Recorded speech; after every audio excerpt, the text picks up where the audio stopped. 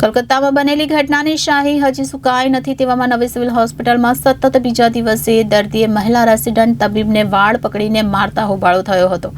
ભારે હંગામામાં હોસ્પિટલના ડોક્ટર સહિત સ્ટાફે દર્દીને મેથી પાક આપ્યા બાદ ખટોદરા પોલીસને સોંપ્યો હતો। મળેલી માહિતી મુજબ લિંબાયત મીઠી ખાડી વિસ્તારમાં ઝાકીર મિર્ઝા પરિવાર સાથે રહે છે। તે મજૂરી કામ કરીને પરિવારનું ગુજરાન ચલાવે છે। તેના સંતાન પૈકી 24 વર્ષીય સાબિરને છેલ્લા 7 વર્ષથી માનસિક બીમારી છે, જેથી તેની દવા પણ ચાલે છે। બુધવારે સાંજે તે ઘરમાં પરિવાર સાથે મારામારી કરી હતી, જેથી લિંબાયત પોલીસ તેને પોલીસ મથકે લઈ ગઈ હતી। ત્યારબાદ લિંબાયત પોલીસની મદદથી અને લિંબાયત પોલીસ મથકથી તેને 108 એમ્બ્યુલન્સ મારફતે સારવાર માટે નવી સિવિલ હોસ્પિટલ ખાતે ખસેડવામાં આવ્યો હતો। તો હોસ્પિટલમાં તેને ઇમરજન્સી વિભાગમાં લઈ જવામાં આવ્યો હતો, જ્યાં તે બેડ ઉપર સૂતો હતો ત્યારે તેના બાજુના બેડ ઉપર સૂતેલા દર્દીને મહિલા રેસિડન્ટ ડોક્ટર સારવાર આપી રહી હતી। તે સમયે અચાનક સાબિરે ડોક્ટરના વાળ ખેંચી તેને મારવા લાગ્યો હતો, જેથી થોડા સમય માટે હોસ્પિટલમાં ડોક્ટરમાં ભયના માહોલ સાથે અફરાતફરી સર્જાઈ હતી।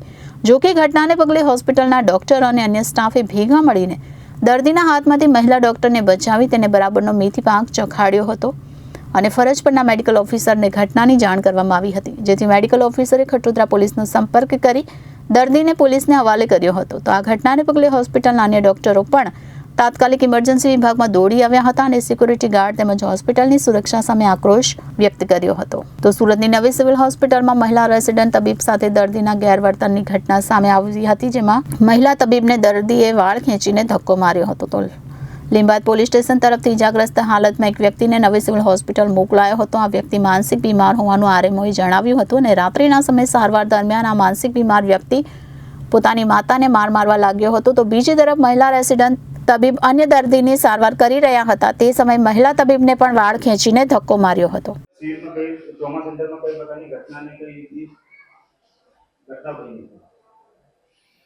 આજે હમણાં રાત્રે લગભગ આશરે 10 વાગે એક સાયકેટ્રિક પેશન્ટ આવ્યું હતું અને માથામાં ઈજા હતી। 108માં લિંબાયત પોલીસ સ્ટેશન તરફથી મોકલવામાં આવ્યું હતું અને એ એમની સાથે એની માતા હતી અને એ સાયકેટ્રિક પેશન્ટ હોવાને કારણે મારતો હતો।